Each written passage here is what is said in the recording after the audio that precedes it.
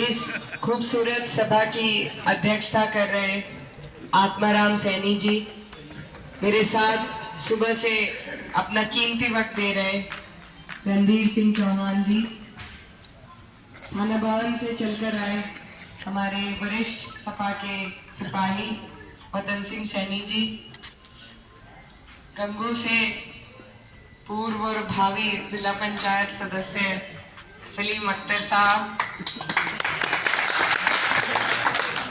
मेरे मामा चौधरी साजिद हसन,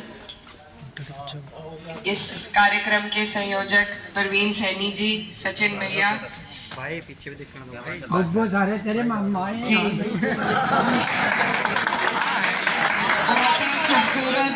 बहुत ही खूबसूरत संचालन कर रहे हमारे संदीप सैनी जी, और यहाँ पर उपस्थित सभी मेरे बड़े बुजुर्ग भाई, मामा, नाना, आप सभी को नमस्कार, अस्सलाम वालेकुम। आज सबसे पहले तो मैं आप सबको सबसे माफी चाहती हूँ कि हमें थोड़ी देर हो गई, कार्यक्रम इस तरीके से चले कि थोड़ी देर हो गई, और आपको दिल से धन्यवाद देना चाहती हूँ कि आपने इतना सुंदर कार्यक्रम रखा और आप लोग सब यहाँ इकट्ठे हुए हमारी बात सुनने के लिए। आज जिस मकसद से हम आपके बीच में आए हैं, आप लोग जानते हैं चुनाव है लोकसभा का, 19 तारीख है, साइकिल का हमारा निशान है, और ये चुनाव बहुत महत्वपूर्ण है आपके हमारे पूरे देश के लिए, हमारे आने वाले मुस्तकबिल के लिए। ये चुनाव देश में सरकार बनाने का भी है और बदलने का भी है, फैसला आपको और हमें लेना है। हमने 10 साल तक डबल इंजन की सरकार देखी जरूर, लेकिन उसका लाभ कुछ नहीं मिला, खासकर हमारे क्षेत्र को नहीं मिला, क्योंकि लाभ दिलाना यहाँ के जनप्रतिनिधि का काम है, जो यहाँ से अपनी सरकार में आपकी हमारी समस्या रखते, कुछ हमारे लिए विकास कार्य लेकर आते, लेकिन ऐसा नहीं हुआ। तो हमारा क्षेत्र जो है वो महरूम रहा है किसी भी लाभ से डबल इंजन के। तो इसीलिए हमें जरूरत है कि हम बदलाव करें, और बदलाव के लिए आपके वोट की जरूरत है। ये जो पार्टी है, ये पार्टी सिर्फ गुमराह करने का काम करती है, आपस में लड़ाने का काम करती है, भेदभाव की राजनीति ही इनको आती है। क्योंकि अगर साफ सुथरी राजनीति करेंगे तो काम पे बात करनी पड़ेगी। उससे बचने के लिए ये हर जगह लोगों को लड़ाते हैं। पहले धर्म पे राजनीति थी, अब जाति पे आ गई है। तो यही इन्होंने सीखा है, यही इन्हें आता है। बाकी कुछ यहाँ पर हमारे किसान भाई भी बैठे हैं, हमारे मजदूर भाई हैं, युवा हमारे बहुत खड़े हैं, जो पहले फौज की तैयारी कर लेते थे, लेकिन अब उन्हें भी अग्निवीर सिर्फ 4 साल का बना दिया। हमारे कोई और भर्ती निकलती है तो उसमें एग्जाम होता नहीं कि पेपर लीक पहले हो जाता है। फॉर्म भरने के बहाने से करोड़ों रुपए इकट्ठे बटोर लिए जाते हैं, लेकिन भर्ती किसी की नहीं होती। तो ये आपको और हमें कुछ देना नहीं चाहते। सारी सरकारी संस्थाएं इन्होंने बेच दी, प्राइवेट सेक्टर में दे दी, क्योंकि प्राइवेट सेक्टर से इन्हें फायदा है।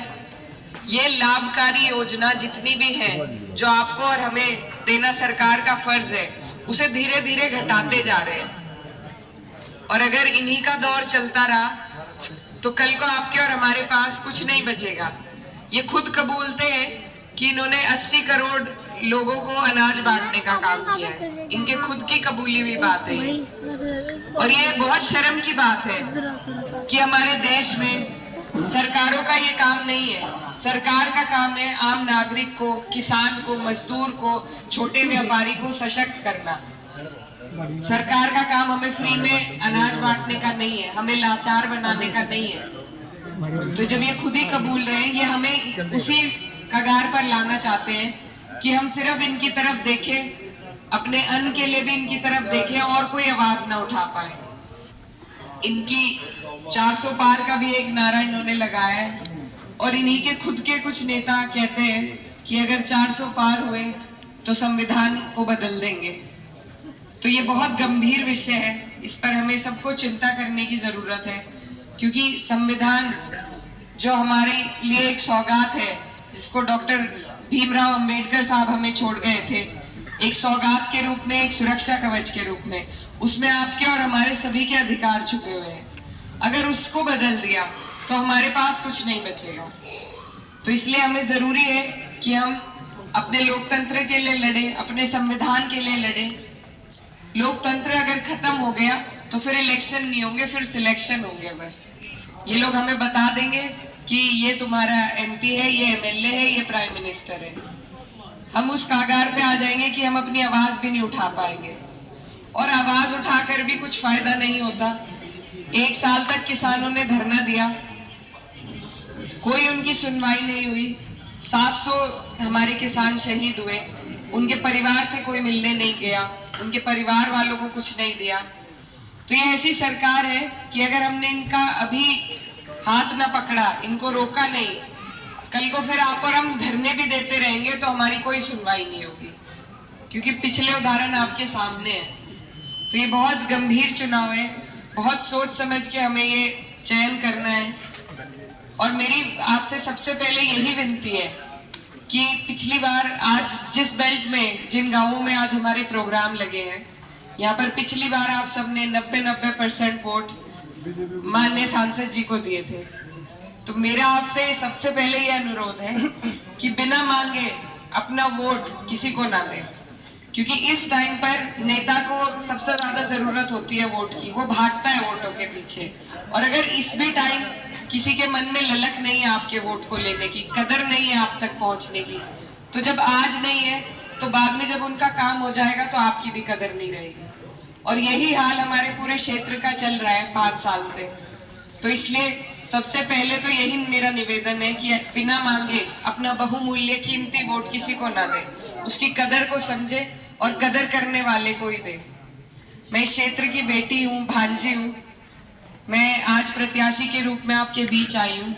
ये बड़ी जिम्मेदारी का चुनाव है, बहुत बड़ा चुनाव है, तो इसमें मुझे आपके सबके सहयोग की जरूरत है।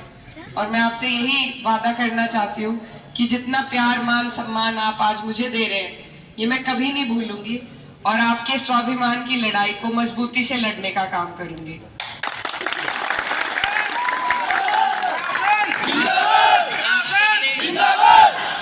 आप सबने पहले भी हमारा साथ दिया कई बार, और मुझे पूरी उम्मीद है कि मेरे बड़े बुजुर्ग इस बार भी मेरा साथ देंगे।